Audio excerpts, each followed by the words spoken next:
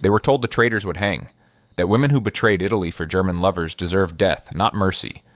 But when the convoy of Italian prisoners rolled into Camp Florence, Arizona in October 1944, the American guards froze. Among the women in torn fascist uniforms stood one whose belly swelled unmistakably beneath her jacket. She was barely 23, her dark hair matted with dust, her eyes hollow with fear. She expected execution. She expected rage. Instead, she got a blanket, hot soup, and 2 young soldiers from Texas who stood guard at her door, not to imprison her, but to protect her from the others. If this story moves you, hit that like button now and subscribe, because what happened next challenged everything. These soldiers thought they knew about war, loyalty, and mercy. The train had traveled for 8 days from the East Coast, its wooden cars rattling through mountains and deserts, carrying human cargo that nobody wanted. These were not ordinary prisoners of war. These were Italian women, members of the Fascist Auxiliary Corps, the Ausiliary, who had served Mussolini's dying regime as radio operators, nurses, clerks, and propagandists. When Italy switched sides in 1943, these women became enemies of both the Allies and their own countrymen. The partisans hunted them, the Germans abandoned them, and the Americans, unclear what to do with female prisoners, shipped them across the Atlantic to remote camps in the American Southwest. The Arizona heat hit them like a wall when the train doors opened. After the damp cold of holding cells in New York, the October desert sun felt like punishment. The women descended slowly, their legs weak from confinement, their eyes squinting against the brightness. There were 42 of them in this transport. Typists, switchboard operators, a former teacher who had written speeches for the Fascist Youth League, a seamstress who had mended SS uniforms in Milan. Most were between 19 and 30. All wore versions of the same gray-green uniform, now filthy, torn, patched with different fabrics. Camp Florence sat in flat scrubland dotted with mesquite and cactus, surrounded by barbed wire and watchtowers. To the east, the Galiuro Mountains rose purple in the distance. To the west, nothing but sand and sky. The camp itself looked hastily built. Rows of wooden barracks with tin roofs, a mess hall, a medical building, administration offices, and guard quarters. American flags snapped in the dry wind. The women stood in a ragged line beside the train as guards counted them, checked manifests, and assigned barracks numbers. Some of the women wept quietly. Others stared at the ground. A few maintained defiant expressions, chins lifted, eyes hard, clinging to whatever pride remained. That is when Sergeant Michael Torres noticed her. He was 26, a farm boy from outside San Antonio, broad-shouldered and sunburned, with a thick mustache and calm brown eyes. He had been checking names on a clipboard when he saw the woman near the end of the line sway slightly, her hand moving to steady herself against the train car. She was taller than most of the others, with sharp cheekbones and dark eyes that held a strange mixture of exhaustion and wariness. But it was her stomach that made Torres stop mid-word. Even beneath the loose jacket, the curve was unmistakable. He caught the eye of Private Danny Kaufman, a skinny kid from Brooklyn who had been assigned to the camp after washing out of paratrooper training due to a bum knee. Kaufman followed Torres's gaze, and his eyes widened. "Jesus," he muttered under his breath. "Is she—" Torres nodded slowly. The 2 men exchanged looks. This complicated everything. Pregnant prisoners were not covered in any manual they had read. And pregnant. Prisoners carrying enemy children? That was uncharted territory. The woman's name, they would learn, was Giulia Rossi. She was 23 years old, from a village outside Turin. She had worked as a translator for the German command in northern Italy, assigned to a Wehrmacht logistics office. There she had met Hauptmann Dieter Wolf, a supply officer from Bavaria, serious, methodical, 13 years older than her. They had fallen in love in the way people do during wartime, quickly and desperately, stealing moments between air raids and retreats. When Italy changed sides, when the Germans became occupiers instead of allies, Giulia had a choice. She chose Dieter. That choice would define the rest of her life. By the time British forces captured her unit in the spring of 1944, Dieter was dead, killed by partisan ambush on a mountain road. Giulia was 3 months pregnant and alone. The British did not know what to do with her.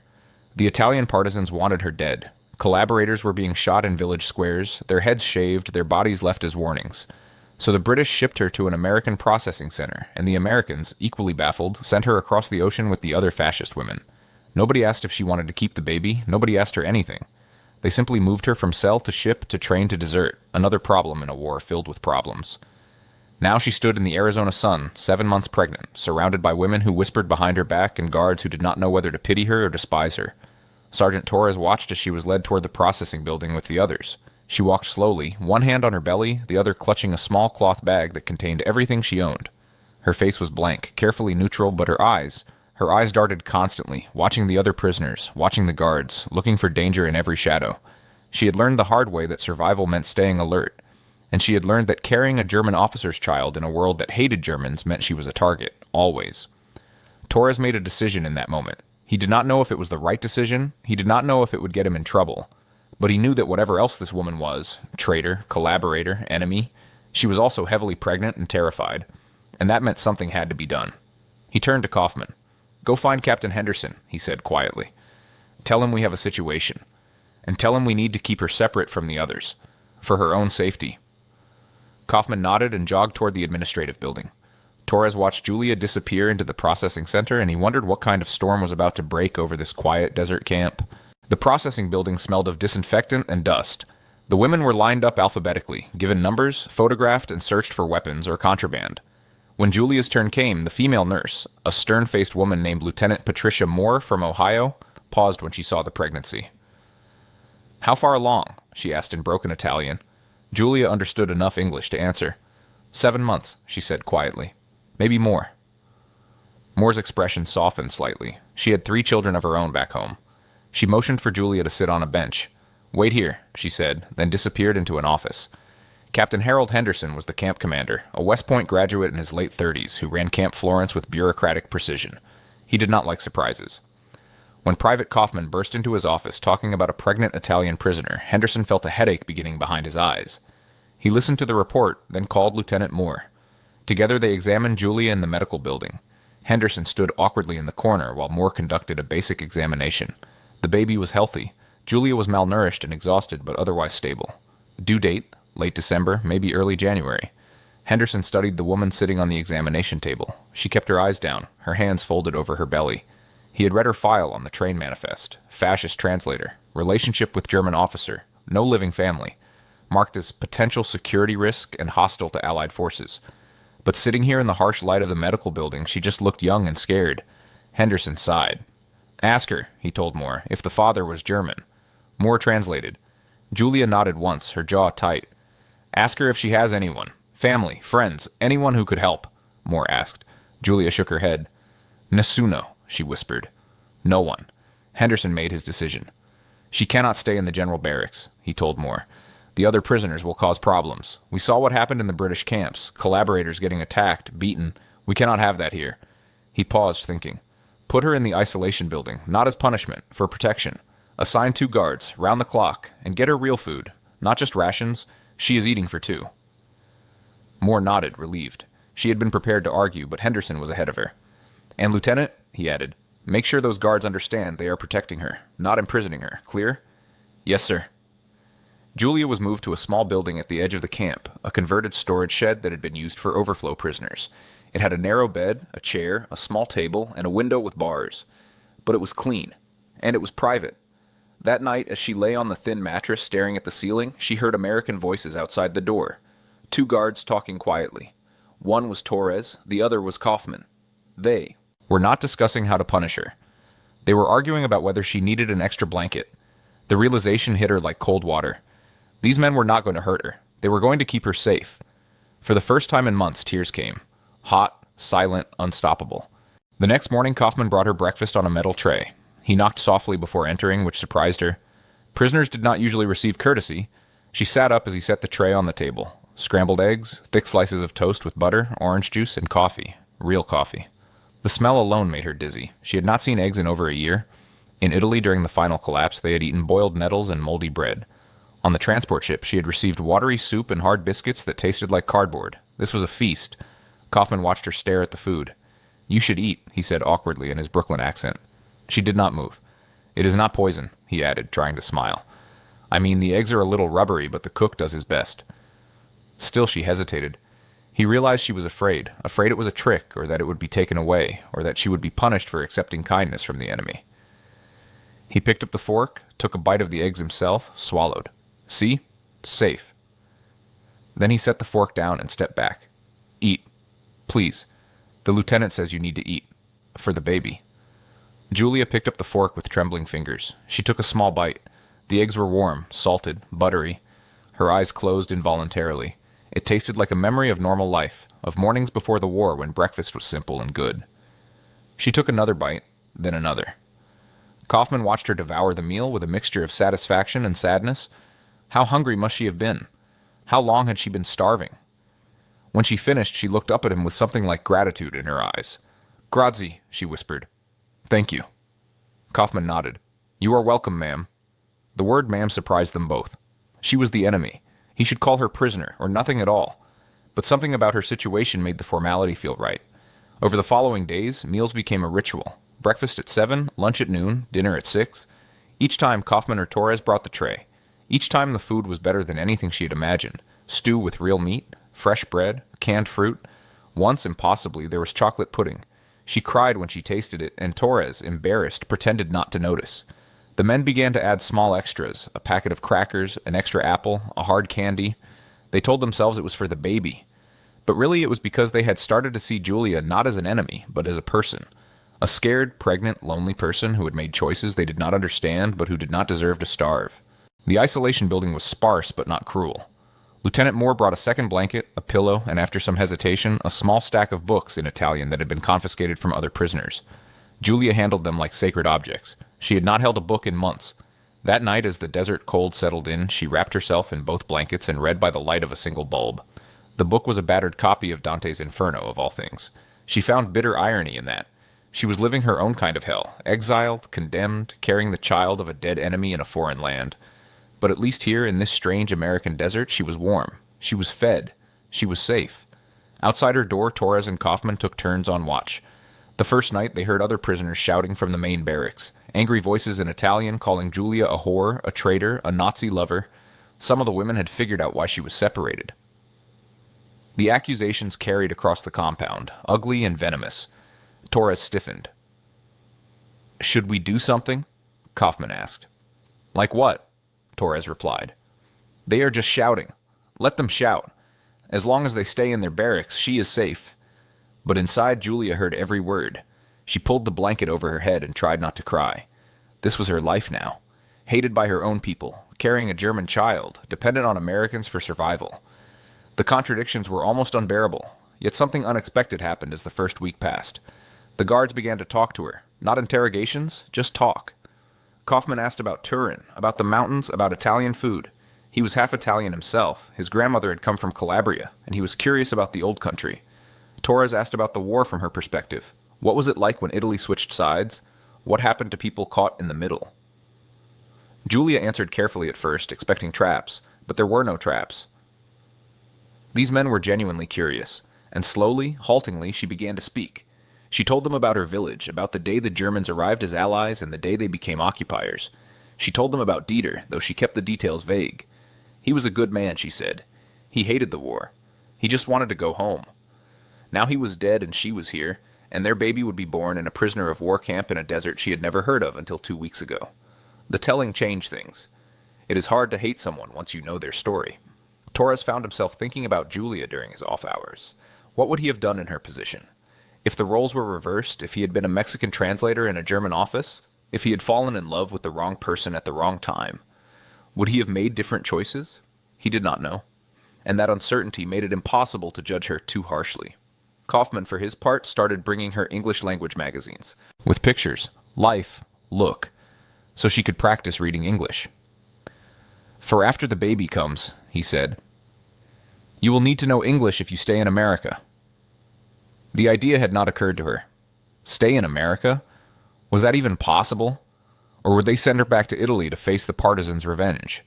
The uncertainty gnawed at her, but for now, in this small protected space, she had food, shelter, and 2 young guards who had decided to be kind.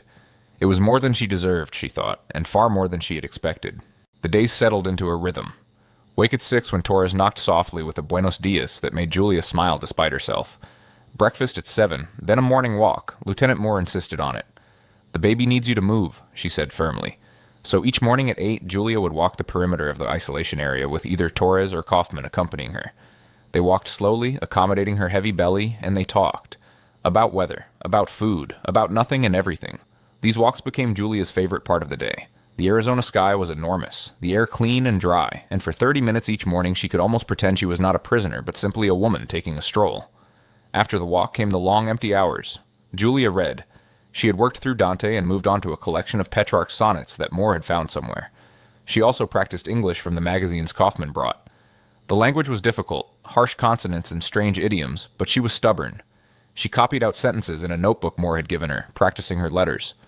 The quick brown fox jumps over the lazy dog. I pledge allegiance to the flag of the United States of America.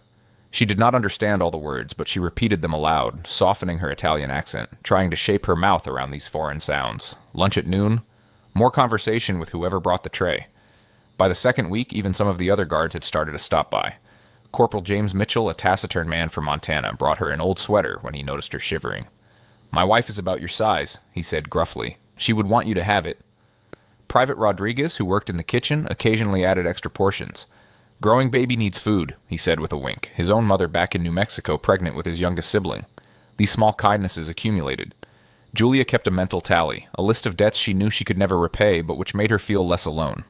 Afternoons were for sewing. Moore had brought her fabric scraps and thread. "You will need baby clothes, she said practically. Julia, grateful for something to do with her hands, began to stitch. Tiny shirts, little blankets, soft caps. She was not a skilled seamstress, but the work was meditative. Each stitch was a prayer, a hope, a defiance against the uncertainty of the future. She sang while she sewed, old Italian lullabies her mother had sung to her.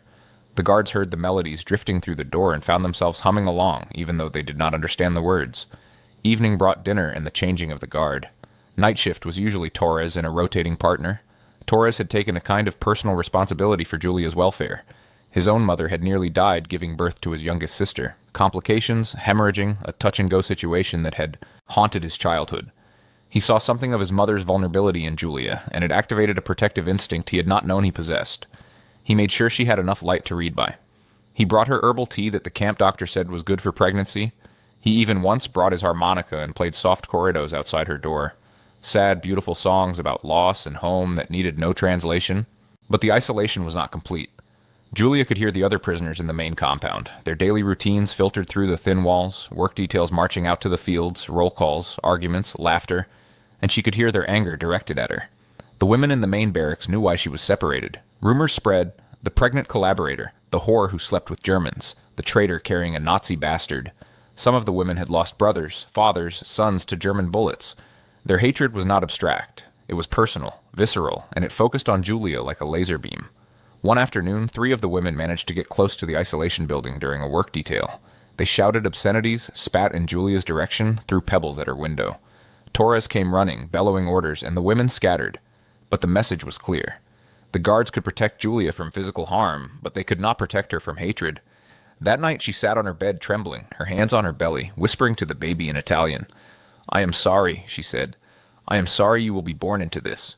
I am sorry your father is dead. I am sorry for all of it." The baby kicked in response, a strong thump against her ribs. The sensation made her laugh and cry at the same time. Life persisted. Even here, even now, life insisted on continuing. Kaufman found her like that, crying and laughing simultaneously. He stood awkwardly in the doorway. "You okay, ma'am?" She wiped her eyes. "The baby kicked," she explained. "Strong kick, like a soccer player." Kaufman grinned. "A soccer player, huh? That is good. That is healthy." He hesitated, then asked, Can I feel it?" The question surprised them both. It was wildly inappropriate. She was a prisoner. He was a guard. But something about the isolation, the strangeness of the situation had dissolved normal boundaries. Julia nodded. Kaufman approached carefully, placed his palm flat on her belly. They waited. Then, thump. The baby kicked against his hand. Kaufman's face lit up with wonder. "Holy smokes," he breathed. That is amazing." For a moment they were not prisoner and guard, but simply 2 people marveling at the mystery of life. Then Kaufman stepped back, embarrassed. "Sorry, I should not have—" "Is okay," Julia said softly. "Is nice to share." Kaufman nodded and left, his mind reeling. He wrote to his mother that night. "I felt a baby kick today," he wrote. "An enemy baby, I guess." But it did not feel like an enemy. It just felt like life. Meanwhile, in the main compound, conditions were deteriorating. The Italian women were restless, angry, caught between identities. Were they prisoners of war? War criminals? Refugees? Nobody seemed to know. They worked in the camp laundry, in the vegetable gardens, in the kitchens. They were paid in scrip that bought them cigarettes and candy from the canteen. But they were also fenced in, watched, marked as collaborators. Some of the women adjusted, others seethed with resentment, and many focused their resentment on Julia. She became a symbol of collaboration, of betrayal, of the moral compromises that war forced on everyone. The fact that she was protected, isolated, given special treatment only intensified the hatred. "She sleeps in a private room while we are crowded 10 to a barracks," one woman complained bitterly. "She gets extra food while we make do with rations. Why? Because she opened her legs for a Nazi." The other women murmured agreement. Justice, they decided, needed to be done. Not everyone in the camp was hostile. Some of the guards, having heard Julia's story in pieces, became invested in her well-being. Lieutenant Moore checked on her daily, monitoring the pregnancy with professional efficiency, but also with genuine care. "You are doing well," she told Julia during one examination. "Baby is growing. Heartbeat is strong. You should be proud." Proud. The word felt foreign. What was there to be proud of? But Moore meant it. "You survived," she said firmly. "You survived war, loss, capture, transport. You are keeping that baby alive under impossible circumstances. That takes strength. Do not ever forget that." Captain Henderson, too, surprised Julia. He visited once, awkward in his pressed uniform, standing stiffly in her small room. "I wanted to make sure you had everything you needed," he said formally. She assured him she did. He nodded, started to leave, then turned back. "For what it is worth," he said, "I do not think you are a bad person. I think you were a young woman in an impossible situation who made the choices you could make. War does that. It forces choices that should not have to be made." Julia stared at him, shocked. He coughed, embarrassed by his own candor. "Anyway, if you need anything, tell Lieutenant Moore." He left quickly before she could respond. But his words stayed with her. Forgiveness, it seemed, could come from unexpected places. The breakthrough came one evening in late October. Torres was on duty, sitting outside her door, whittling a piece of wood. He had been making small animals, horses, dogs, birds, to pass the time. Julia watched through the open door, fascinated. "What are you making?" she asked in halting English. Torres looked up, surprised she had initiated conversation. "A coyote," he said, holding up the half-finished carving. "You have coyotes in Italy?" She shook her head. "We have wolves, lupi." "Wolves," Torres repeated. "I have heard about them, in stories." "My father hunted wolves," Julia said slowly, searching for words. "In mountains. Long time ago. Before war."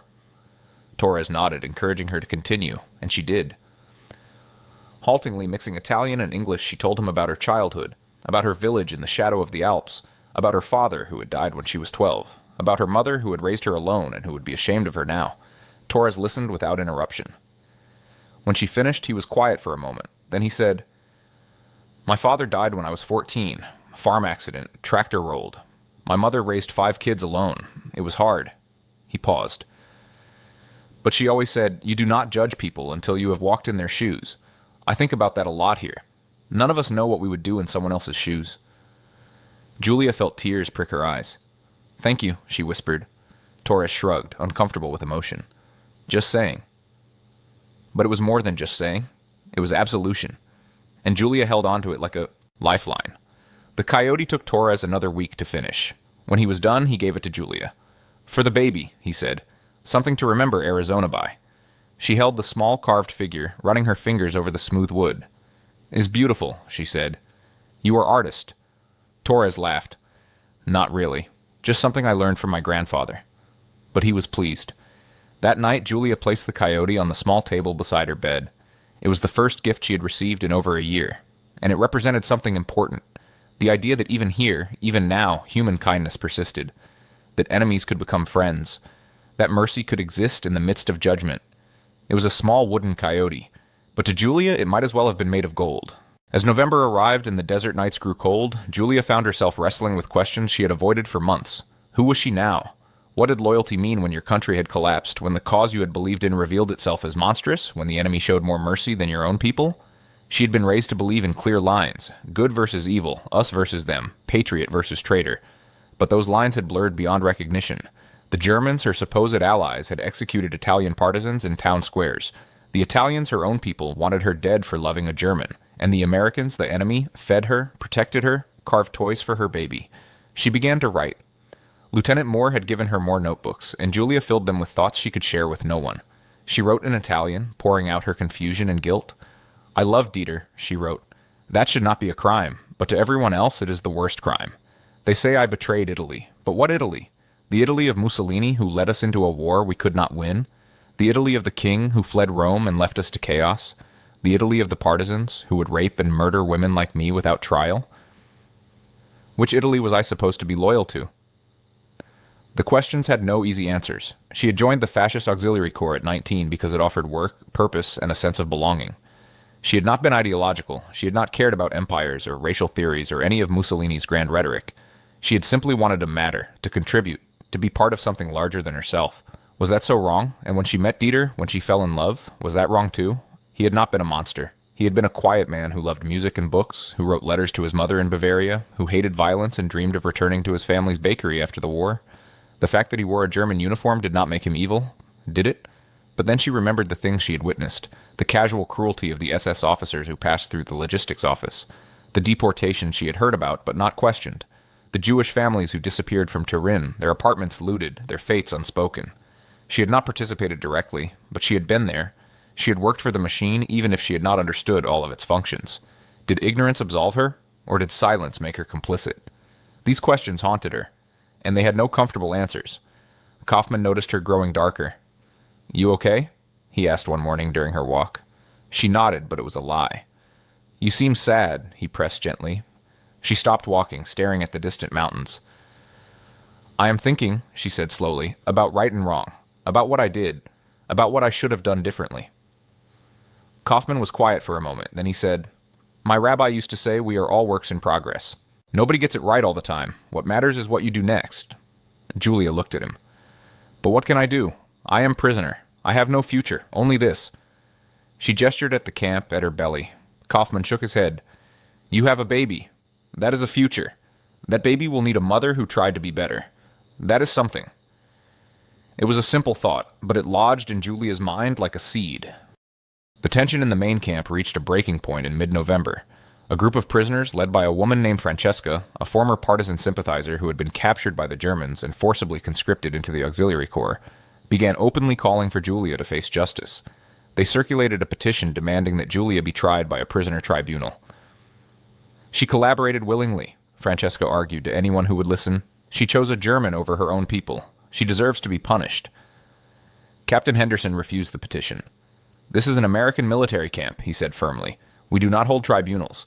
We follow Geneva Convention rules. Rossi is a prisoner of war, same as the rest of you.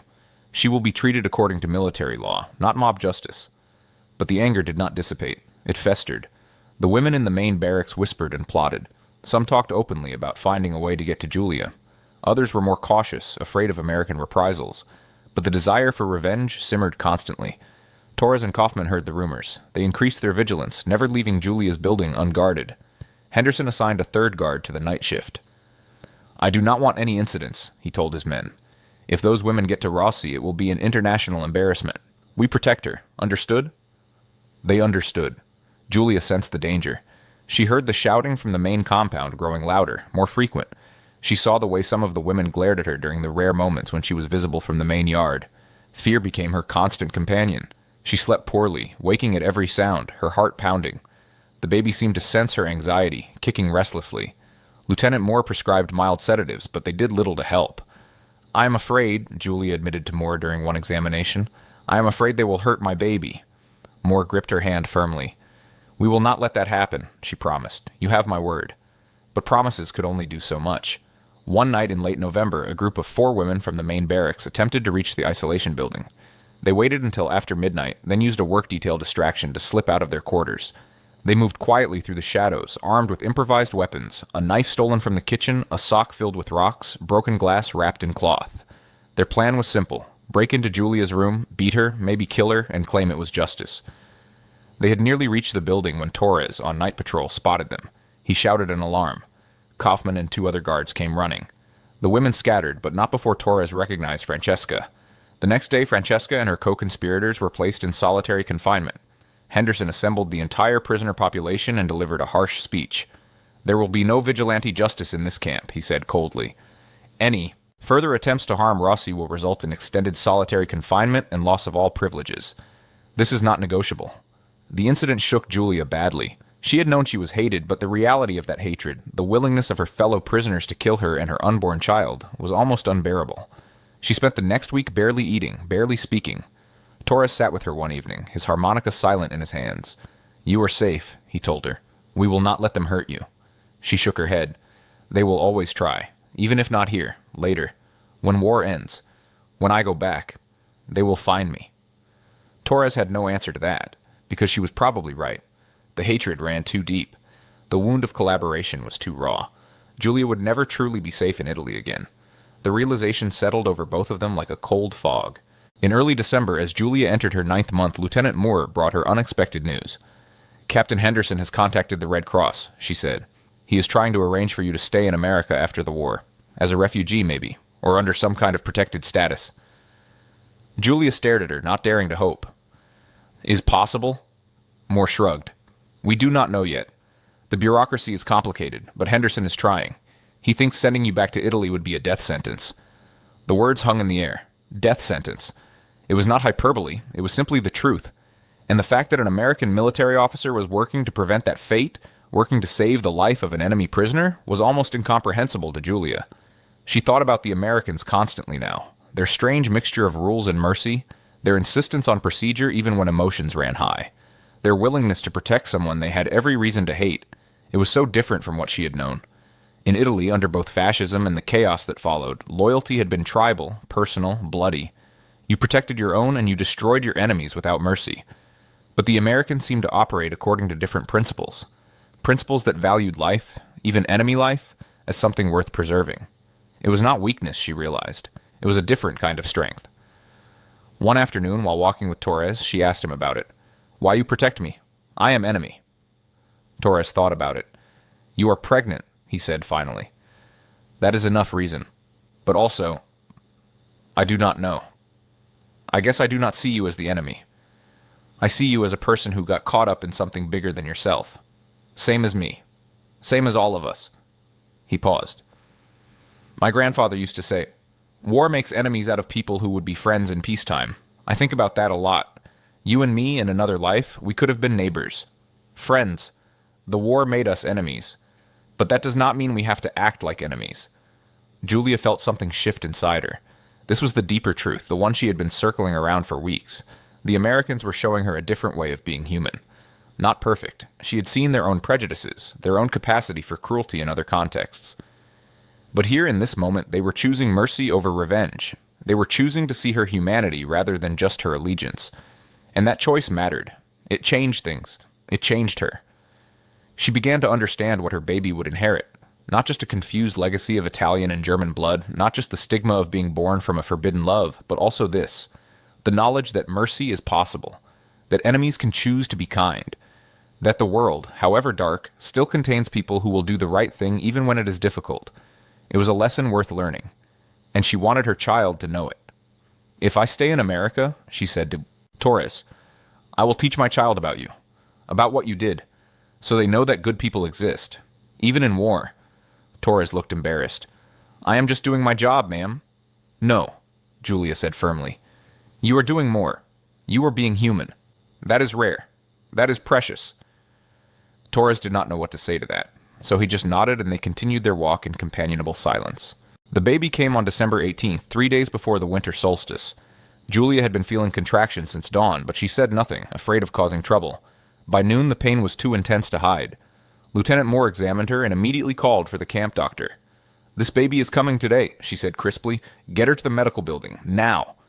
Torres and Kaufman helped Julia walk across the compound. Every prisoner and guard stopped to watch. The pregnant Italian finally giving birth. Some faces showed hatred, others showed curiosity. A few showed something like sympathy. Julia kept her head down, focusing on breathing, on putting one foot in front of the other. The medical building was small and under-equipped, designed for basic treatment of minor injuries, not childbirth. But Dr. Feldman, a middle-aged physician from Chicago, did his best. He had delivered babies before, during his residency in a city hospital. He could manage this. Lieutenant Moore assisted. Torres and Kaufman waited outside, pacing nervously like expectant fathers. Other guards joined them. Even Captain Henderson came by, standing awkwardly with his hands in his pockets. She going to be okay? He asked. Doctor says yes, Torres replied, but you never know with childbirth. My mother nearly died. Henderson nodded grimly. They waited. Inside, Julia labored for 6 hours. The pain was immense, biblical, all-consuming. She screamed in Italian, cursed God and the war, and Dieter for being dead and leaving her alone. Moore held her hand, murmuring encouragements. You are strong. You can do this. Breathe. Push. Breathe.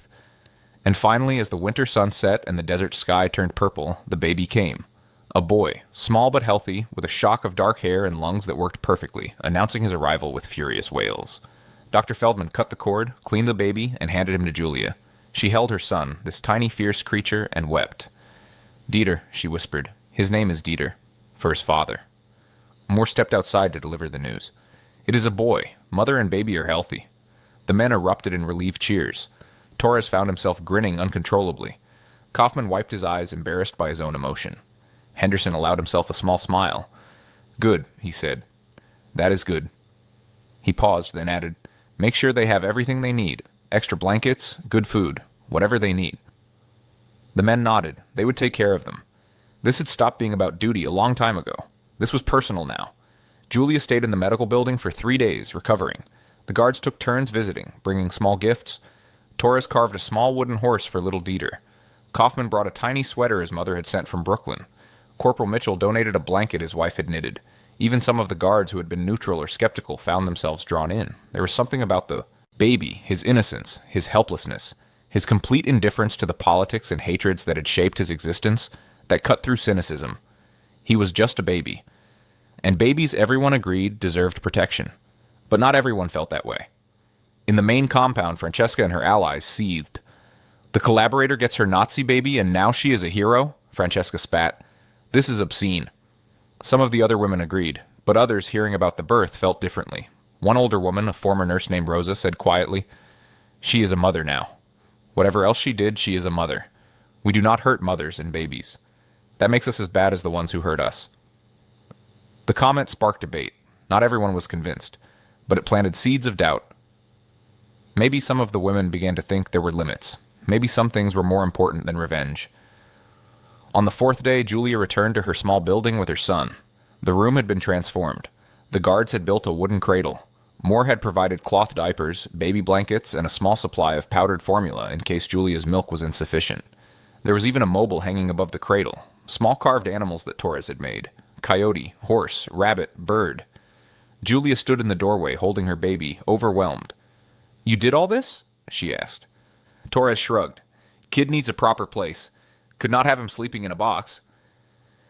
Julia set Dieter in the cradle gently, then turned to the men. "Thank you," she said, her voice breaking. "Thank you for everything. You saved us. You saved our lives." Kaufman shuffled his feet, embarrassed. "Just doing what is right, ma'am." But it was more than that, and they all knew it. That night, alone with her son, Julia held him close and whispered promises. "I will keep you safe," she said in Italian. "I will teach you to be good. I will teach you that the world is complicated, that people are complicated, but that kindness is always possible. I will teach you about your father, who loved you even though he never met you. And I will teach you about these American soldiers, who became your protectors even though they did not have to. You will know that enemies can be kind, that mercy exists, that hope survives, even in the hardest places." Dieter yawned, oblivious, and fell asleep in her arms. Julia looked at his tiny face and felt something she had not felt in years.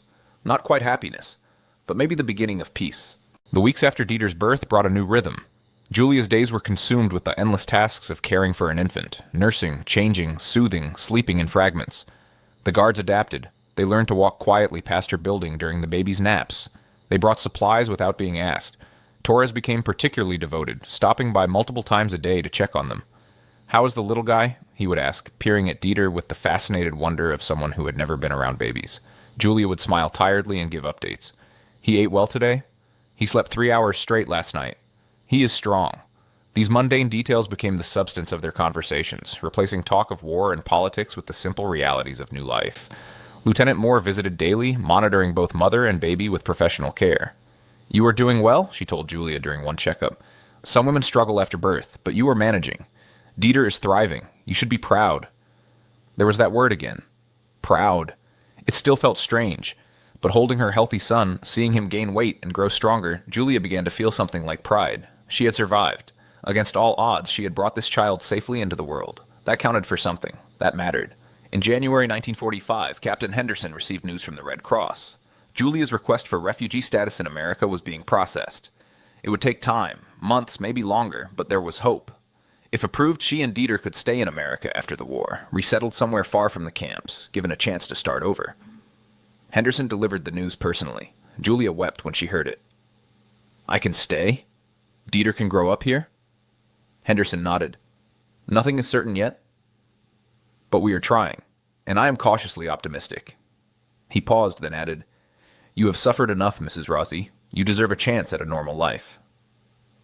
The formal title, Mrs. Rossi, shocked her. She was not married. Dieter was illegitimate by every legal and social standard, but Henderson had chosen to grant her dignity. It was a small thing, but it meant everything. The war dragged on through the winter and into spring. News filtered into the camp. Allied advances in Europe, the fall of Berlin, the death of Hitler, finally VE Day in May 1945. The war in Europe was over. The prisoners in Camp Florence celebrated and mourned simultaneously. They were relieved the fighting had ended, but they were terrified of what came next. What would happen to them? Would they be sent home? And if so, to what? Italy was devastated, divided, chaotic. Many of the women had no homes to return to, no families left alive. They were displaced persons in every sense of the word. For Julia, the end of the war brought mixed emotions. Part of her ached for Italy, for the mountains and villages of her childhood, but another part of her knew that Italy held only danger. The partisan reprisals continued even after the war ended. Women accused of collaborating were still being beaten, killed, publicly humiliated. Julia knew she would not be safe there. Not with a German officer's child, not with her history. America, for all its strangeness, had become a kind of sanctuary. The guards had become her family. The desert had become familiar. She did not want to leave, and thanks to Henderson's efforts, maybe she would not have to. In June, the prisoner repatriation began. Women were processed in groups, transported back to Italy on ships, returned to a country many of them no longer recognized. Francesca and her group were among the first to leave. Julia watched from her building as they marched to the transport trucks, their faces a mixture of hope and fear. Francesca saw her watching and spat in her direction, but the gesture felt hollow now, tired. The anger had burned itself out. Or maybe Francesca had just realized that revenge, however satisfying, would not undo the war, would not bring back the dead, would not fix anything. She climbed into the truck and disappeared from Julia's life forever. Others left more quietly. Rosa, the older nurse who had spoken against hurting mothers, stopped by Julia's building before she departed. She knocked softly, and when Julia opened the door with Dieter in her arms, Rosa's weathered face softened. I wanted to see the baby, she said simply. Julia invited her in. Rosa held Dieter gently, murmuring to him in Italian. Sei bello, she said. You are beautiful. Then she looked at Julia. I am sorry for how the others treated you. It was not right. You did what you thought you had to do. We all did. Julia felt tears sting her eyes. Thank you, she whispered. Rosa nodded, handed Dieter back, and left. It was not forgiveness exactly, but it was acknowledgement, and that was something. By August, most of the Italian prisoners had been repatriated. Camp Florence was nearly empty. Julia remained, her status in limbo, while bureaucrats in Washington argued over forms and regulations. The guards who had protected her prepared to leave as well, reassigned to other posts or discharged from service. Torres received his discharge papers in early September. He came to say goodbye, his duffel bag slung over his shoulder. I am going home to Texas, he told Julia. Back to the farm, going to see my mother, my sisters, try to forget about the war. Julia held Dieter up. Say goodbye to Uncle Torres, she said in English, her accent still thick but comprehensible. Dieter gurgled. Torres laughed, touched the baby's cheek gently. You take care of your mama, little man. She is one tough lady. He looked at Julia. You are going to be okay. I know it. Julia did not trust herself to speak. Instead, she hugged Torres, briefly and fiercely. He patted her back awkwardly, then stepped away. If you ever make it to Texas, he said, you look me up. Torres family, outside San Antonio. We will have you for dinner. My mother makes the best tamales you ever tasted. Julia smiled through tears. I will remember. Torres nodded, gave a final wave, and walked away. Julia watched him go, this young man who had been a stranger, an enemy, and had become a protector, a friend, a symbol of unexpected mercy. She would never forget him. She would make sure Dieter knew his story. Kaufman left a week later, heading back to Brooklyn.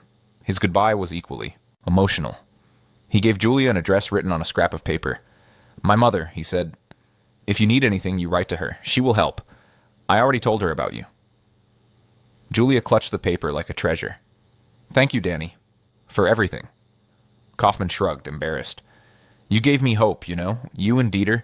You reminded me that life goes on, that good things can still happen even in bad times. So thank you, too. They shook hands, formal and inadequate. Then Kaufman impulsively kissed Dieter's forehead. Be good, kid. Make your mama proud. And then he was gone, another guardian angel departing, leaving Julia to navigate the next chapter alone.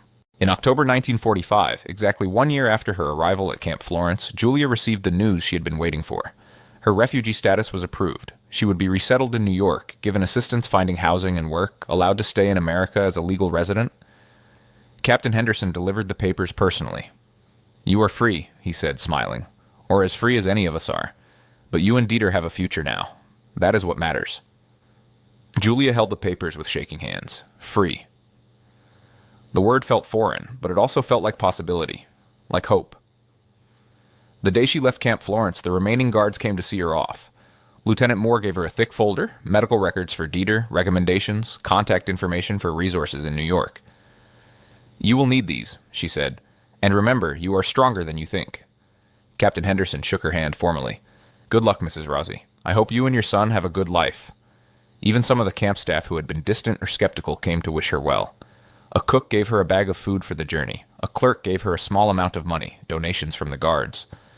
"For the baby," they said, "to help you get started." Julia climbed onto the bus that would take her to the train station, Dieter in her arms, her few possessions in a borrowed suitcase. She looked back at the camp one last time. The barbed wire, the barracks, the isolation building that had been her prison and her sanctuary. She thought about the person she had been when she arrived, pregnant and terrified, expecting death and finding mercy. She thought about the guards who had protected her, the doctors and nurses who had cared for her, the bureaucrats who had fought for her right to stay. She thought about the long journey that had brought her here, from a village in the Alps to a fascist office, to a German lover's arms, to a POW camp in the Arizona desert. It had been a journey through hell, but she had survived, and more than that, she had found unexpected kindness along the way. That kindness had saved her, and it had changed her. The bus pulled away, and Camp Florence receded into the distance. Julia held Dieter close and whispered to him in Italian, "We are going to New York, Piccolo. To a new life. You will grow up American. But I will teach you about Italy, about your father, about the good people who helped us. You will know where you come from.